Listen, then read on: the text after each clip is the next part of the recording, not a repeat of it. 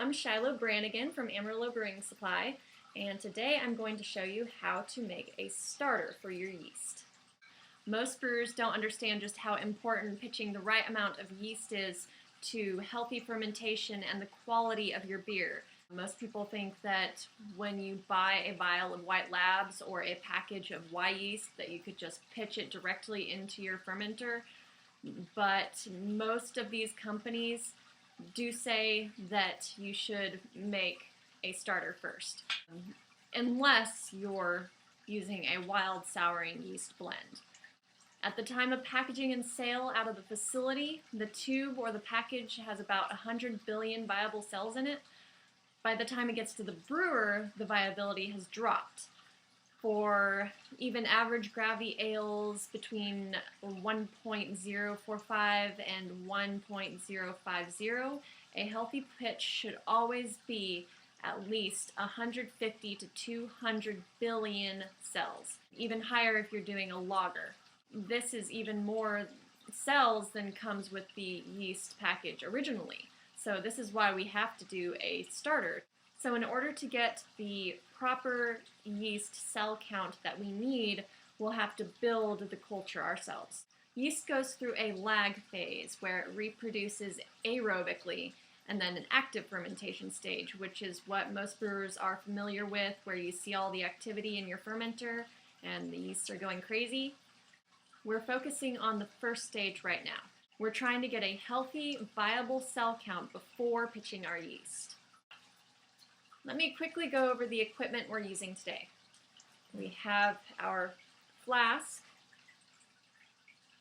our airlock and stopper, and we also have our dry English ale yeast, WLP007, and we have dry malt extract.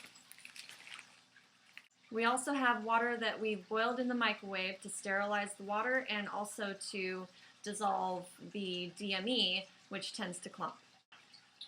We're aiming for a gravity of about 1.035 to 1.040. We're aiming for a lower gravity than the original gravity of our wort so we don't stress out the yeast, which is the whole point of making a starter. And we're going to fill up our 1 liter flask to the 600 milliliter mark with water that we just boiled in the microwave, and then we're going to add 1 ounce and 3/4 of dry malt extract. Now I'm going to add my 1 ounce and 3/4 of dry malt extract to my flask.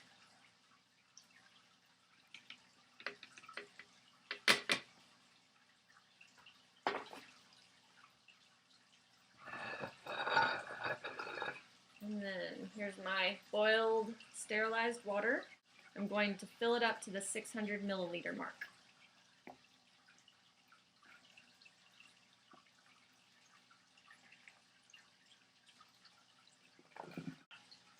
We're going to stir this around for a couple minutes and make sure that all of the dry malt extract is dissolved completely.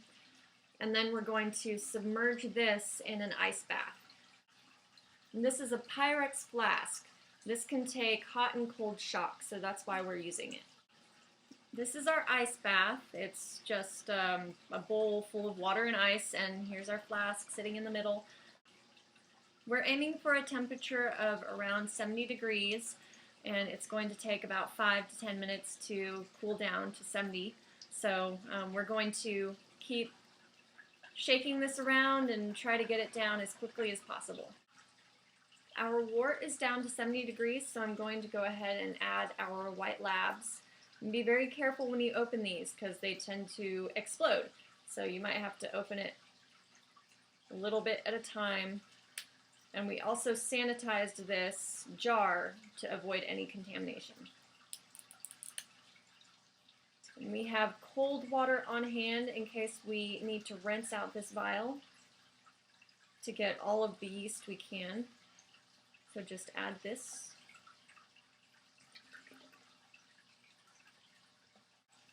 Now we're going to attach our airlock and stopper so we don't get any contamination on our starter. This can sit anywhere from a day to 5 days. If you have a stir plate, you could go ahead and set this on your stir plate. If not, then you just need to pick this up and shake it a couple times every day. One thing about yeast that a lot of people have questions about, there's a best before date on here. It says the best before date is October 3rd, 2013. This doesn't mean it expired on October 3rd, 2013. Technically, it's 6 months after the best before date is the expiration date, but I've heard of people using 3-year-old yeast that works just fine. As long as you use a starter, it should work. As brewers, we're always looking to find ways to brew better beer, and this was how this started. We always make a yeast starter to avoid flavors like green apples, overripe pumpkin, banana, cloves, which you could also get from fermenting too high, but this is just one step to prevent those off flavors in our beer. So that is how you make a starter. If you have any questions, feel free to comment on our Facebook page or our YouTube channel. Be sure to subscribe to our channel. We'll try to post videos as often as we can. And check us out on Facebook at facebook.com/Amarillo Brewing Supply. Thank you for watching.